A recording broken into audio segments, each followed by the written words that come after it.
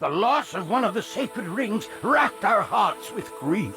Putting aside our sorrow, we renewed our faith in the prophecy that other rings would be found, and see how our faith has been rewarded.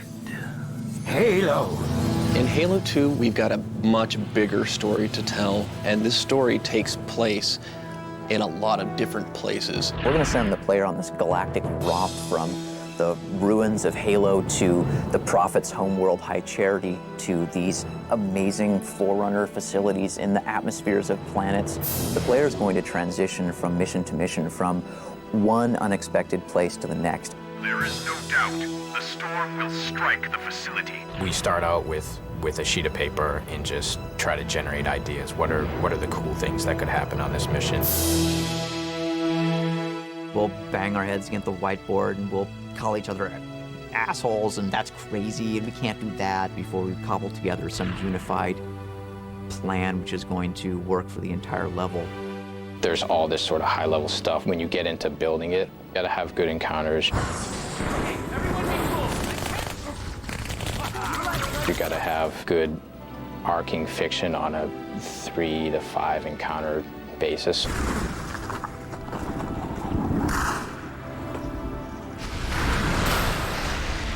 At some point, you'll get a surprise twist that sends you off in a different direction, and then it's got a really cool finale.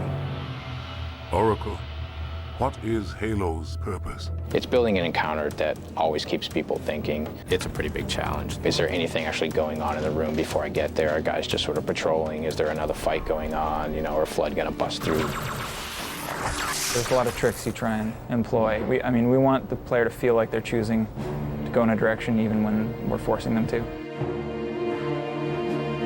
We guide the player with texture, with lighting, with AI, with sound.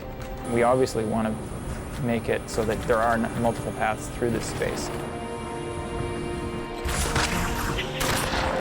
Every single one of those areas had to be modeled by an artist. I mean, there's someone went in there, and for every single wall you see, every single floor, every single light, every single piece of glass, like there was an artist there. Someone had to go through and make all that. What I like most about Halo is that we don't build encounters and our AI doesn't act in a way that is very predictable. So AI stands for artificial intelligence. Artificial intelligence is simply the discipline that tries to simulate intelligent processes. What we're literally doing is taking these characters and we're writing a piece of software that acts as their brain. It really is all about, when this happens, do this. When this other thing happens, do this. That's a lot where the designers and artists step in, is deciding, well, we have all this cool technology, how are we going to use it? And how are you going to create this experience that the player can understand, that when, he sees a certain type of thing, that if he shoots it, it's going to blow up and he's going to be able to destroy it and pass through it.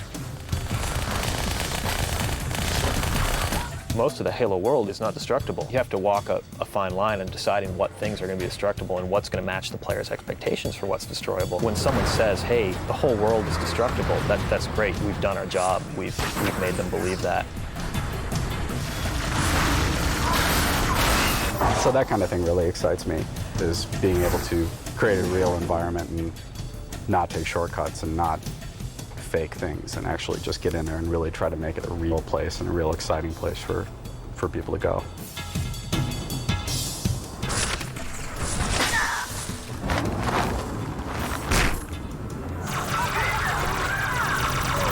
If you can set it up so that each new situation is the problem that the player has to solve, he can do that over and over and over again.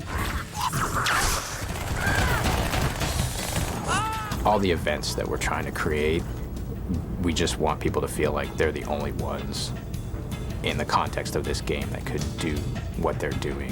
It's all about you saving the universe again.